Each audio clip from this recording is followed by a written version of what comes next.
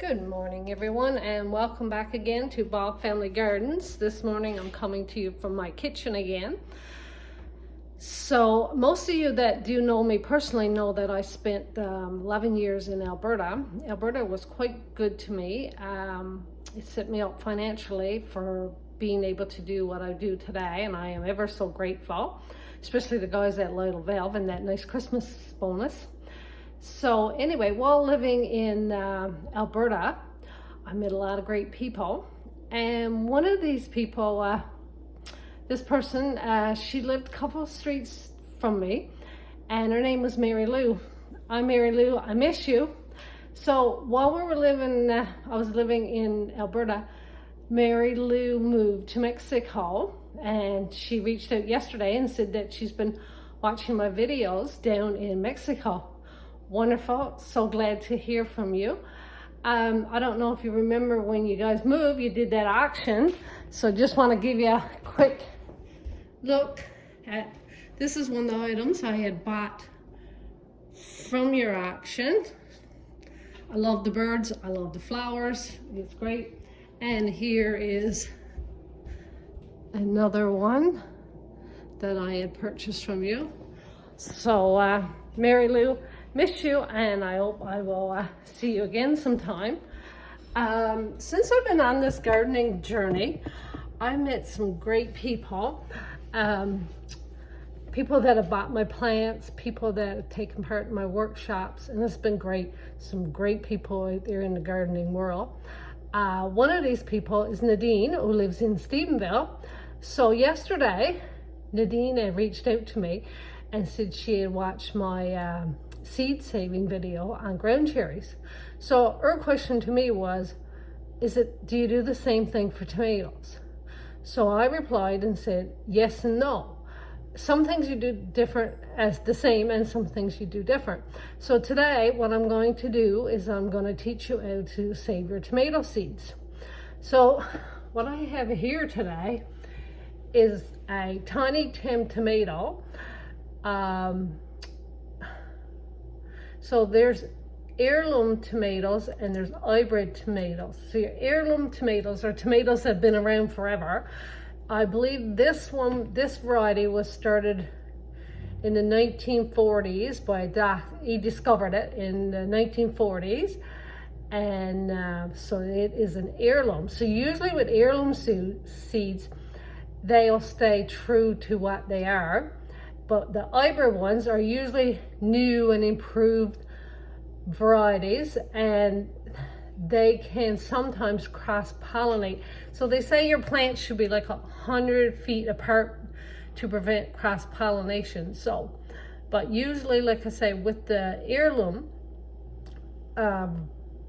varieties, they kind of stay true to what they are. And if they don't, well, we could be discovering something new. So don't give up saving your seeds because it may not be exactly what you grew the first year, because you might be discovering some new plants. That's how all the new plants out there get discovered.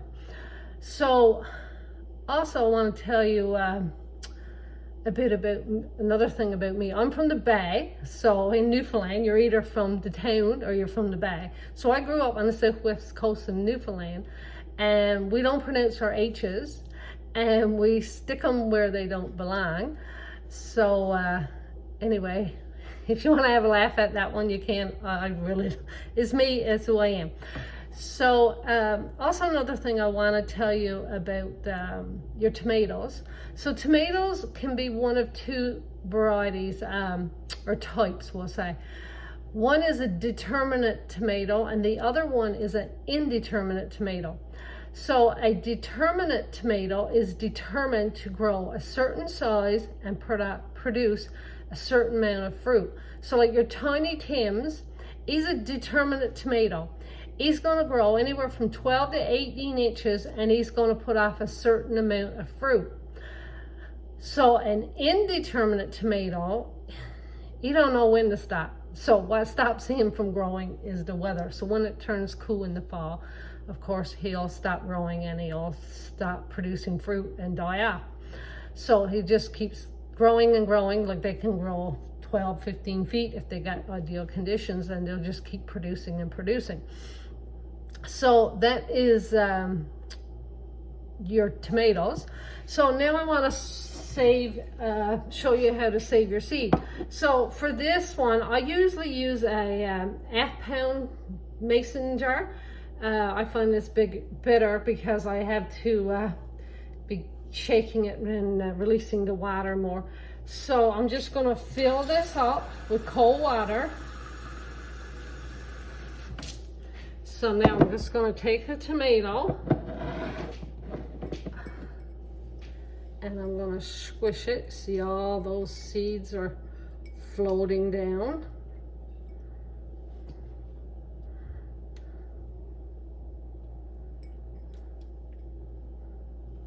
So as you can tell, my water is starting to turn red as the seeds are falling out. Okay, I think we got enough here. So you get the picture. So see how dirty that water is?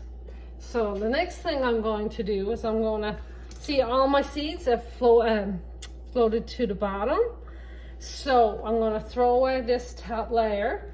And as I do, okay, some of this is, the gel is going to come out. So now that's the same as what you would do with a grand cherry, but this is what you do different. So your tomato seeds are covered with a gel. Let me see. So what you want to do is called fermenting. So what you want to do is you want to soak these tomatoes in water to get that gel released from that seed. So I'm not professionally trained as, I have no degree in growing anything. When I want to learn something, I'll just go on YouTube or I'll Google it. So to get this gel off of the seed, you ferment it. So I discovered that a lot of the information out there tells you to do this for 5 days. Here's my experience. I don't know if it's because my kitchen is warm or what, but when I go to save my seeds, after 5 days, my seeds start to sprout. So what I do is, when I first start off, I will do, like I'm doing now. So this is my second rinse, and I'm going to let it float back down. So anything that stays on the top is not a viable seed. So I'm going to throw that off. That's the second lot of water. And then I'm going to fill it again. So as you could tell now, my water is a lot clearer. So then I'm going to put my lid on and I'm going to shake it. So later on this evening, after supper, I'm going to do the exact same thing. I'm going to throw away this water, put some more fresh stuff, and I will do that again tomorrow morning. I'll do this for 3 days. So each morning and each evening, I will disregard the water, and come the end of the 3rd day, because you're doing changing the water twice a day, I find that the gel on the seeds have disappeared, and then I just lay it out on a plate, or you could use wax paper, and let it dry it in for 2 to 3 weeks.